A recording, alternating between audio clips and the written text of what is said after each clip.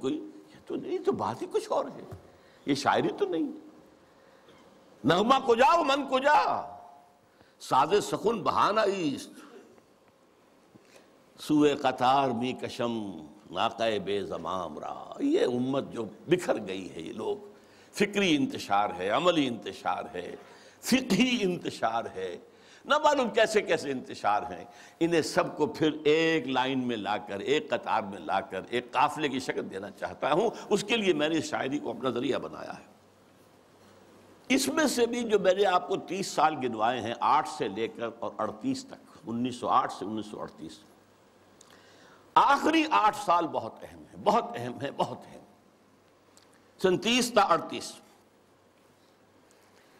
اس میں جو ان کے کارنامے ہیں، ان میں سب سے بڑا کارنامہ نوٹ کر لیجئے، مسلم لیگ کی تحریک میں احیاء اسلام کا انجیکشن لگانا. مسلم لیگ 1906 میں قائم ہوئی ڈھاکہ میں. اس میں نہ شامل تھے محمد علی جناح، میں ان کا نام اس لیے لے رہا ہوں، قائد اعظم نہیں کہہ رہا، اس وقت وہ قائد اعظم نہیں تھے.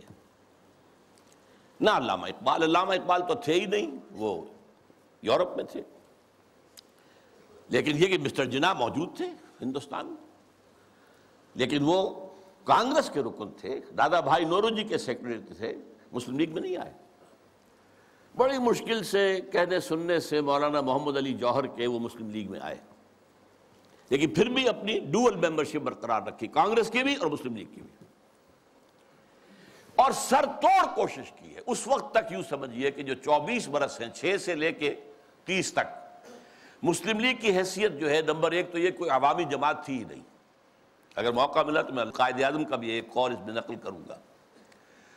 یہ ایک بس ادارہ سا تھا، کچھ بڑے ایلیٹ مسلمانوں کے، کچھ نوابزادے، کچھ جاگیردار، کچھ اور اسی اعتبار سے نمایاں لوگوں کا بس ایک انجمن تھی.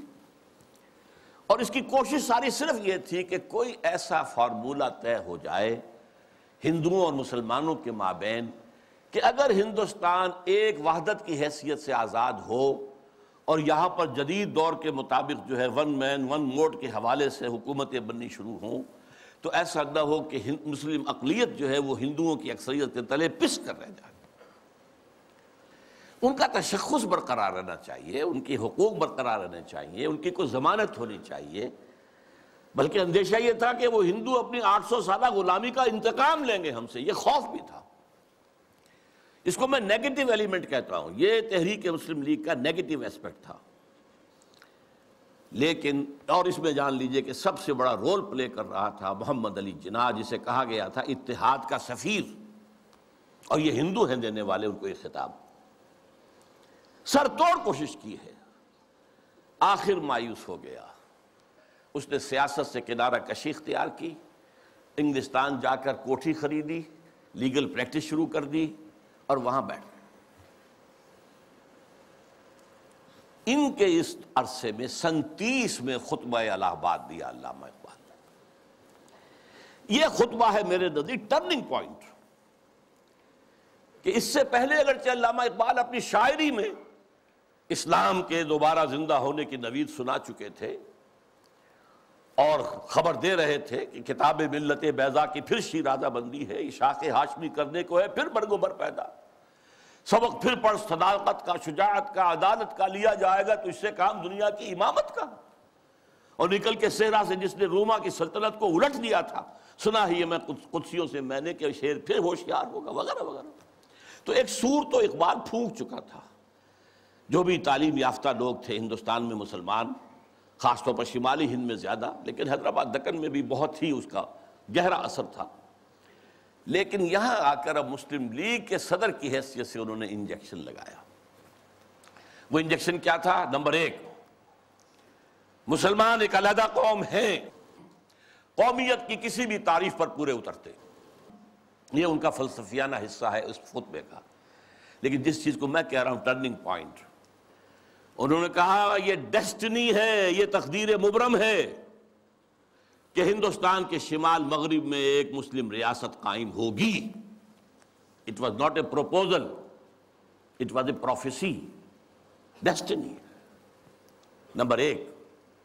نمبر دو، اور اگر ایسا ہو گیا تو ہمیں موقع مل جائے گا کہ اسلام کے تابناک چہرے پر جو بدنما داغ اور دھبے آ گئے تھے عرب ملوکیت کے دور میں، لفظ کیا ہے؟ عرب امپیریلزم، یہ بنو امیہ کا دور، یہ بنو عباس کا دور، پھر ترکان عثمانی کے دور، یہ بادشاہتیں تھیں، اس میں خلافت کا تو سوال نہیں، نام خلافت کا رہا، خلفائے بنو امیہ اور خلفائے بنی عباس اور خلفائے بنو عثمان وغیرہ، آل عثمان۔ اب اس دور میں جو نقشہ اسلام کا آیا ہے دنیا کے سامنے، وہ ظاہر رہا بہت بدنما ہے، بہت داغدار ہے۔ اگر ہمیں آزاد ایک مسلمان ریاست مل جاتی ہے، ہمیں موقع مل جائے گا کہ ان بدنما داغوں اور دھبوں کو ہٹا کر دھو کر صحیح اسلام کا ایک نقشہ پوری دنیا کے سامنے پیش کریں۔ یہ ہے پازیٹیو انجیکشن۔ یہاں سے مسلم لیگ کا دور ثانی شروع ہوتا ہے۔ اب وہ صرف منفی نہیں تھا، اب وہ تحفظات ہی کی بات نہیں تھی، اب یہ کہ اس میں ایک مثبت، ایک مقصد، نصب العین، ایک اعلیٰ ہدف، ایک اونچا آدرش قائم ہو گیا۔ اس زمانے میں اسم اکرام صاحب جو ہیں، جن کی مشہور کتابیں ہیں روض کوثر، موج کوثر، آب کوثر، بہت ہی بڑے پڑھے لکھے آدمی تھے، اس زمانے میں آکسفورڈ میں پڑھتے تھے۔ قائد اعظم سے ملاقات کے لیے گئے اور کہا آپ کیوں چھوڑ کر آ گئے ہندوستان کو؟ ہندوستان کے مسلمانوں کو آپ کی قیادت کی ضرورت ہے۔ میں حیران ہو گیا ان کے دو جملے پڑھ کر، ہندوز آر انکورجیبل، ہندو ناقابل اصلاح ہے۔ میں نے سر توڑ کوشش کر کے دیکھ لی، وہ کوئی عقل کی بات سننے کو تیار نہیں۔ ہندوز آر انکورجیبل۔ اور مسلمانوں کا حال یہ ہے کہ ان کا بڑے سے بڑا لیڈر جو بات مجھ سے صبح کہتا ہے، شام کو جا کر وہ اپنی سطح کے مطابق یا ڈپٹی کمشنر سے یا گورنر سے کہہ دیتا ہے۔ تو ایسی قوم کی رہنمائی میں کیسے کو؟ لیکن پھر یہ اقبال ہے جو میدان میں آیا ہے۔ 1932 کی گول بیس کانفرنس میں شرکت کے لیے علامہ اقبال لندن گئے۔ محمد علی جناح اس میں شریک نہیں تھے کیونکہ وہ تو سیاست چھوڑ چکے تھے۔ اس موقع پر محمد علی جناح سے ملاقاتیں کی ہیں علامہ اقبال نے، اور یہی مثبت انجیکشن ان کو لگایا۔ تو وہی انجیکشن جو ہے اقبال نے مسلم لیگ میں بحیثیت مسلم لیگ 1930 میں لگایا، اور محمد علی جناح کے جسم میں 1932 میں لگایا، اور اس نے جناح کی قلب ماہیت کر دی، جناح کو بدل کر رکھ دیا۔ اور میں اسے کہا کرتا ہوں کہ جیسے مولانا روم کہتے ہیں، مولوی ہرگز نہ شد مولائے روم، تا غلام شمس تبریز نہ شد۔ شمس تبریز کی ملاقات سے پہلے میں مولوی تھا، مولوی، مجھے جو مولائے روم بننے کی سعادت حاصل ہو گئی ہے، یہ تو شمس تبریز کی صحبت۔ مولوی ہرگز نہ شد مولائے روم، تا غلام شمس تبریز نہ شد۔ اسی طرح محمد علی جناح کبھی قائد اعظم نہیں بن سکتا تھا اگر اقبال نے اس کے اندر یہ انجیکشن نہ لگایا ہوتا۔ میں اس کے ثبوت کے لیے چاہتا ہوں ذرا یہ ایک میں کوٹیشن دے رہا ہوں۔